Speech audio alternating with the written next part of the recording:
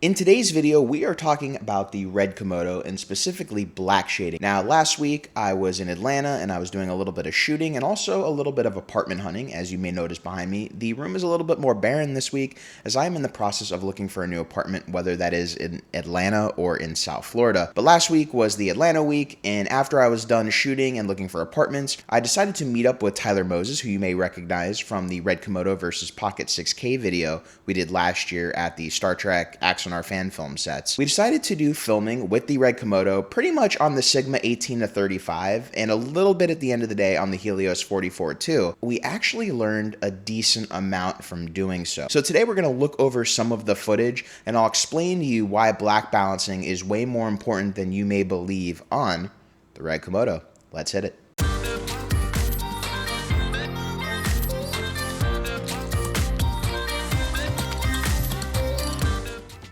Hey everybody, and welcome back to the channel. If you're new here, my name is Geoff Fagien. I'm a filmmaker and DP, and today we're talking about black shading on the RED Komodo. So I started off the day as I normally would with the RED Komodo, black shading the camera, and we were actually shooting in the outskirts of downtown Atlanta, and footage came out pretty decent. We got some stuff on the train tracks, did a little bit with that mock prop gun right there, and you know, the footage looked pretty decent, and it was again really just test footage with the Sigma 18 to 35 and blackpromist 1/8 filter.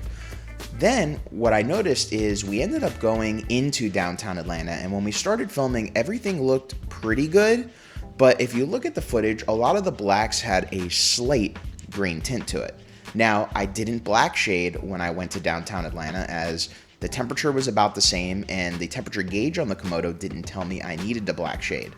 But where this becomes apparent, right after sunset, we started filming again a little bit at night, and I still didn't get the temperature gauge, but as you see from the footage, we just had this crazy green tint show up in all the footage.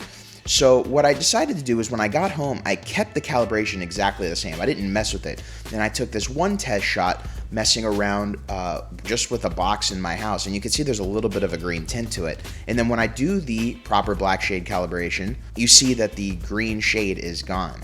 So one of the things I learned this weekend with filming with the RED Komodo is really black shading from location to location no matter what. Now, the black shading on the RED Komodo is better than pretty much all of the other RED cameras other than V-Raptor, as I haven't really been able to mess with it, but I would assume because of all the new technology in it, it's probably going to be close to the Komodo. However, it does add some time, which is really why I was looking at the temperature gauge and didn't think I needed to black balance calibration. I have been shooting with the RED Komodo for a year, but most of the time when I've been shooting with it, it's been in very similar conditions, whether it's the same studio or I didn't really move too much throughout the building I was in, or I didn't go outside. You know, I really just did the one black balance in the beginning of the day and I was always fine. And by doing this fun little shoot, and thank God it was a fun little shoot, I realized, you know, I need to black shade a lot more when I'm using this camera.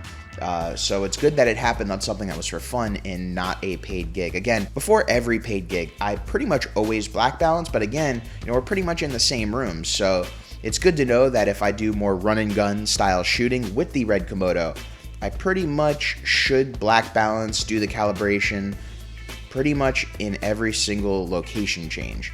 So that's pretty much it for today's video. I wanted to kind of show you guys how important black balancing is on the Komodo, and hopefully you can learn from my mistake and make sure that you follow that as well if you are a RED Komodo owner. Now, I will have more footage from this shoot coming up. I'm actually just waiting for Tyler to send me over some of the BTS, because we did do a decent amount of BTS while we were filming this little fun, it's not even a short film, but it's just a collection of short little clips that we put together. So I hope you guys enjoyed today's video. If you got knowledge out of today's video, please make sure to hit that like, subscribe, and notification bell to keep up to date with the latest videos. And we'll see in the next month or so where I end up. I'll still be doing a few more videos in the little home studio for now, and sometime in November we'll see pretty much where I end up. I haven't made the decision whether I'm going to Atlanta or staying in South Florida. There are some pretty good job prospects in both Atlanta, obviously, and also, weirdly enough, in South Florida when it comes to filmmaking gigs. So we shall see. I've got a few more weeks to make the decision, so stay tuned. Thank you for watching, everybody, and I will see you in the next video.